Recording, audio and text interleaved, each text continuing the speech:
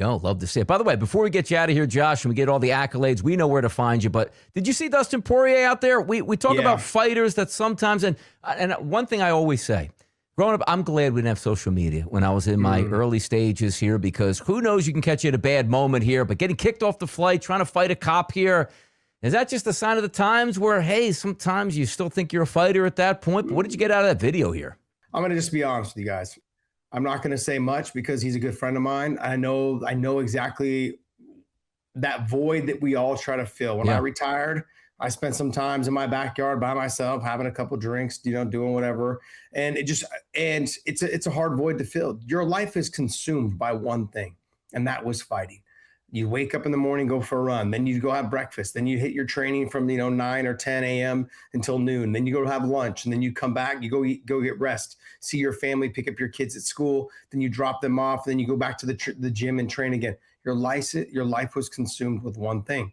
And when that is gone now, because you want to live peacefully and go off into the night, there's a lot of things that you just try to fill your time with.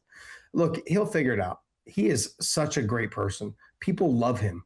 Doesn't matter where you go and what you do. This guy is amazing. He's a great husband. That's one, like, people don't realize he's been with his wife since they were in middle school. And I trained with him a long time ago at Frankie Edgar's, helping Frankie get ready for the second Benson Henderson fight. And I met this young man. He was 145 pounds. He didn't walk around. He was 180 pounds, but he fought at 145. And this kid, I spent, 5 or 6 days with him. He was the salt of the earth. No bullshit, straight up a great kid, great person. And there's not one thing. No one's going to ever hear me say one negative thing about this young man.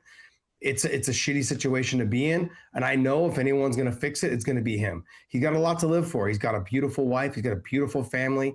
He's got everything he needs. He's just got to figure out what he's going to do with his spare time. And that's difficult for any athlete. Doesn't matter if you're an Olympic athlete, doesn't matter if you're a pro athlete, doesn't matter if you're an MMA fighter.